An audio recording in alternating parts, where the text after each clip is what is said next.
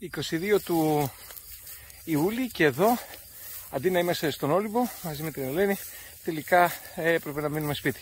Και είπα, ρε φίλε, είναι πολύ μεγάλη ευκαιρία. Για ποιο πράγμα? Να κάνουμε ένα hit adaptation. Θυμήθηκα το 2017 που τρέχαμε τον Mythical, που εμείς είχαν εγκαταλείψει και ότι εγώ τα είχα καταφέρει μέχρι τέλος, γιατί ήμουνα σε καλή φόρμα. Καλά, εντάξει, ήμουνα και σε καλή φόρμα. Αλλά το θέμα είναι ότι είχα πολύ καλή προσαρμοστικότητα στην διαχείριση της ζέστης, αλλά και του ήλιου. Οπότε λέω, για να δω σε ποια επίπεδα βρισκόμαστε σήμερα και να κάνουμε ένα hit adaptation. Πώς γίνεται αυτό? Λέω, θα διαλέξω μια διαδρομή 10 χιλιόμετρα. Αυτή είναι μια διαδρομή καθαρά, χωρίς δέντρα, χωρίς σκιά, η οποία ξεκινάει από το σπίτι και ανεβαίνει εδώ στη Χρυσαυγή, στο Λαγκαδά. Το δεύτερο είναι ότι θα πάω μέχρι τους 140 σφυγμούς για να δω ότι δεν θέλω να επιβαρύνω την καρδιά καθόλου και να δω πόσο χρόνο θα μου πάρει. Η υψομετρική είναι πολύ ελάχιστη, 100 μέτρα max, και ήθελα να δω σε αυτή τη φάση πόσο χρόνο θα μου πάρει και μετά πόσα υγρά θα καταναλώσω. Και ήθελα να το κάνω 6 φορές. Δηλαδή, σήμερα το πρωί που η ώρα είναι γύρω στις 9 τώρα, θα το κάνω το μεσημέρι, που είναι και η χειρότερη ώρα και από άποψη θερμοκρασίας αλλά και του ήλιου και της δύναμης που έχει, και το απόγευμα για να το δω και αύριο πώς εξελίσσεται. Και θέλω να δω μέσα τελικά το πώς γίνεται ο χειρισμός των υγρών. Να πω ότι αυτό το πείραμα το κάνω χωρίς νερό, γιατί θέλω να δω, επειδή έτσι κι αλλιώς σε αυτή την ηλικία που είμαι περίπου το 60% πρέπει να είναι νερό, άρα έχω πάνω από 40 λίτρα μέσα, μπορεί να το διαχειριστεί αυτό έτσι κι αλλιώς, δεν έχει μεγάλες απαιτήσεις, και θέλω να το δω και σε καρδιακούς σφυγμούς και σε ανάνυψη, γιατί μην ξεχνάμε κάτι. Έχω και την τύχη να έχω κάνει ένα κακό ύπνο λόγω ζέστης, άρα είναι τέλεια. Να δούμε τι γίνεται, γιατί στα ούλτρα τα διήμερα και τα τριήμερα αυτό είναι ο κύριος παράγοντας που μπορείς να το διαχειριστείς. Και κάτι άλλο, δεν με ενδιαφέρει να τα καταφέρουμε, με ενδιαφέρει να είμαι χαρούμενος και ο ήλιος και η ζέστη να είναι φίλοι μου και όχι οι εχθροί μου, τους οποίους θα νικήσω. Για να δούμε τι θα κάνουμε. Το πρώτο δεκάρι από τα 6 του Hit Adaptation Project τελείωσε σε 1 ώρα και 8 λεπτά. Στους 28 βαθμούς Κελσίου και φυσικά είπαμε 140 σφυγμούς. Τώρα, μέχρι στιγμής ήταν πολύ εύκολο, ήταν το πρώτο, είχε την πιο εύκολη θερμοκρασία, δεν υπήρξε καν η έννοια της κόπωσης, δεν υπάρχει καν η έννοια του άβολου, δεν υπάρχει καν η έννοια της δίψας. Οπότε ούτε νερό ήθελα, ούτε δίψα ένιωσα, ούτε κάποια κούραση. Οπότε για να δω τι θα γίνει μέχρι αύριο το απόγευμα. Τελικά το δεύτερο δεκάρι δεν τα πηγαίνουμε και τόσο άσχημα. Ήταν ένα δεκάρι το οποίο πήρε, για να δω λίγο, 1 ώρα και 10 λεπτά. Δεν πήγε πολύ πιο αργά από το πρώτο, αλλά το θέμα είναι ότι το πήγα λίγο πιο γρήγορα, στο 145 σφυγμούς και που τσιμπούσε 147. Ήταν πολύ αργός ο ρυθμός για 140. Προφανώς οφείλεται στη ζέστη, 38 βαθμούς λέει το υποσκιά, σίγουρα φάγαμε ένα 40-42 μάλλον. Τώρα, από υγρά, δεν ένιωσα την έννοια της δίψας, ένα αεράκι φύσηξε και λίγο και στέγνωσε το στόμα, που είναι χαρακτηριστικό θέμα ότι πρέπει να πάρει υγρά, αλλά εγώ τα έκανα το τσεκ με το, και τώρα με το σάλιο, έχω σάλιο, οπότε όλα καλά. Περισσότερο θα έλεγα ότι με βάρεσε, αυτή η αντιλιά στα μάτια περισσότερο και με κούρασε παρά σωματικά. Όλα πήγανε εντάξει. Βέβαια εντάξει, δεν είναι και κάτι extreme αυτό που έχουμε κάνει. Αλλιά τρέχαμε έτσι για ώρες ολόκληρες. Και θυμάμαι να κάνουμε το μεγάλο των 180 χιλιόμετρα στον Αέθλιο. Τα τελευταία 20 χιλιόμετρα τα κάναμε χωρίς νερό. Εκεί κράτησε πολύ. Είναι και τα τελευταία, δεύτερη μέρα. Οπότε θέλω να πω, μέχρι στιγμής όλα καλά. Μπορεί και κάνει ποιος άλλος να το δοκιμάσει. Θα τα πούμε μετά. Για να δούμε το απόγευμα τι μας επιφυλάσσει. Το τρίτο μέρος του Hit Adaptation Project πήγε πάρα πολύ καλά. Αυτή τη φορά ξεκίνησα στις 7.30 ώρα το βράδυ για να τελειώσει στις 8.30, όπως είχα ξεκινήσει 8.30 το πρωί. Και βλέπουμε τελειώνει η μέρα.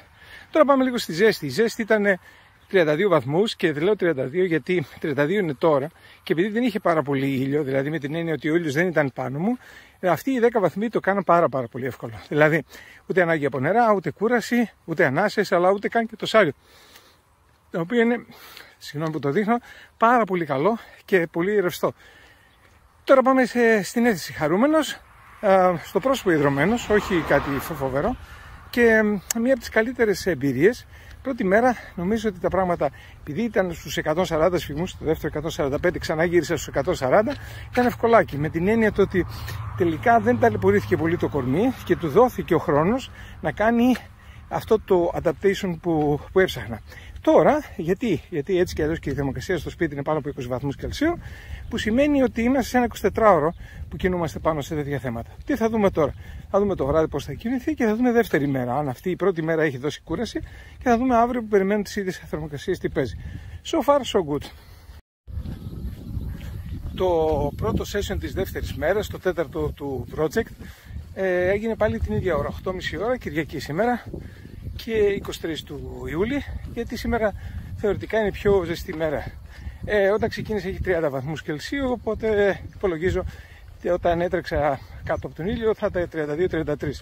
Πήγαν όλα πάρα πολύ καλά. Ξέχασα να πω κάτι, ότι όταν λέω στους 140 σφυγμούς προσπαθώ να κρατηθώ, είναι γιατί έχω βρει ότι είναι ο ρυθμός που με πάει για πάντα. Αυτό το έχω δοκιμάσει σε μεγάλους αγώνες, διήμερους, τριήμερους, και βλέπω ότι αυτός είναι ο ρυθμός. Στους 140 σφυγμούς περνάω καλά, που σημαίνει ότι δεν κουράζομαι και όλο το σύστημα αποδίδει.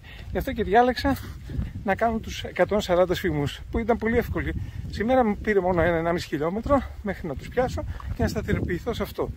Τώρα η έκπληξη είναι πια ότι όχι απλά δεν ένιωσα την αίσθηση της κούρασης, αλλά άρχισα να νιώθω, ίσως είναι και ψευδαίσθησή μου, την χαρά το ότι είμαι ένα με τον ήλιο και με τη ζέστη. Όχι απλά δεν με πείραξε, αλλά τις υπόλοιπες ώρες αισθάνομαι πολύ καλά. Δεν χρειάζεται τίποτα, ούτε air condition χρειάζονται, ούτε να φυσάει, όλα είναι ok. Οπότε ανυπομονώ τι θα γίνει σε λίγες ώρες που θα είναι το μεσημεριανό, σε full ζέστη, να δούμε εκεί πώς θα αντιδράσει το κορμί, αν έχει κερδίσει κάτι.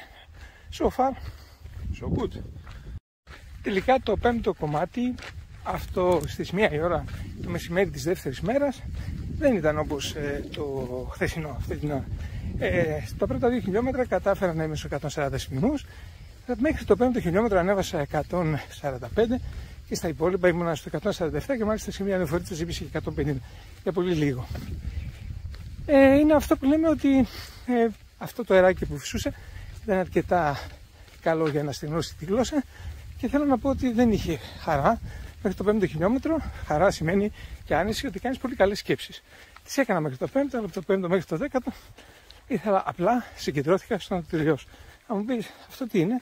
Αυτό είναι ένα παράδειγμα ότι ο ήλιος κάνει τη δουλειά του, η ζέστη κάνει τη δουλειά του και εσύ θα πρέπει να κάνεις τη δουλειά σου. Δεν είναι όλα ωραία, αλλά τουλάχιστον είναι αποδεκτά. Κάναμε τα 4 πέμπτα, έμεινε και 1 πέμπτο, για να δούμε πώς θα κλείσει. Γενικώς είμαι πολύ χαρούμενος να το λέμε αυτό. Το έκτο session του Heat Adaptation Project ολοκληρώθηκε πάρα πολύ καλά. Και όταν λέω πάρα πολύ καλά εννοώ ότι στους 140 επανήλθαμε, σκέψεις καθαρές, πολύ καλό σάλιο, δεν φυσούσε τίποτα, μπορεί να είναι 37 βαθμούς, αλλά δεν ήταν εκείνος ο ήλιος, ο οποίος ήταν πριν λίγες ώρες το μεσημέρι. Όλο αυτό πήγε πάρα πολύ όμορφα. Ίσως βέβαια ήταν γιατί τελείωνα και όλα, γι' αυτό δεν μου φάνηκε, οπότε για να είσαι πολύ καλές, τα υγρά άνετα, οπότε σε λίγο θα πάω στο σπίτι να κάνω τον απολογισμό και πάμε παρακάτω. Νομίζω αυτό το διήμερο με δέξε πολλά, ακύριος, είχε πολύ πλάκα. Heat Adaptation Project. Είπα να κάνω την αποφώνηση, έχει περάσει τόσο καιρός και δεν έβρισκα χρόνο. Και σήμερα, 9 του Σεπτέμβρη, είπα με τον Άγγελο να την κάνω την αποφώνηση. Τι ήταν αυτό? Αυτό μπλέκεται σε μια καινούργια ιστορία που, παρόλο που την είχα πολλά χρόνια στο μυαλό μου, τώρα την έχω βάλει σε μια σειρά. Έχει να κάνει με τους 4 πυλώνες. Ο πρώτος πυλώνας έχει να κάνει με το stress management, διαχείριση του stress. Που το καλό stress μπορεί να το πει stimulation, όπως μου αρέσει, το κακό stress είναι αυτό που σε τρώει. Έχει να κάνει με την ποιότητα του ύπνου. Το όχι μόνο σαν ύπνος με την έννοια της ξεκούρασης, αλλά και με τα REM κύματα, στα οποία μπαίνεις και μπορείς να ονειρεύεσαι, που είναι ακριβώς αυτό που λέμε το body battery, για να μπορείς δηλαδή να έχεις body energy. Το άλλο κομμάτι έχει να κάνει με αυτό που λέμε κακώς διαλυματική νηστεία, έχει να κάνει ουσιαστικά με τον μεταβολισμό, το πώς το δουλεύεις αυτό. Και επειδή ακριβώς εκεί πάνω στο μεταβολισμό μιλάμε για τους ορμόνες, υπάρχει ένα πολύ σημαντικό θέμα, το πώς αυτό το πράγμα που λέγεται σώμα και σύστημα κάνει adaptation. Τι σημαίνει adaptation? Τρως τη ζέστη, τρως τον ήλιο, συμβαίνει κάτι μέσα σου και πρέπει ο οργανισμός να το κάνει σε τέτοια μορφή που να είναι αποδεκτό, ώστε να μπορεί να προχωρήσει. Αυτό το κουβαλάει μέσα του, στο DNA. Και όπως λένε φίλοι μου που διαβάζω, ότι όσο ζεις στο comfort zone, αυτό δεν μπορείς να το βάλεις σε λειτουργία.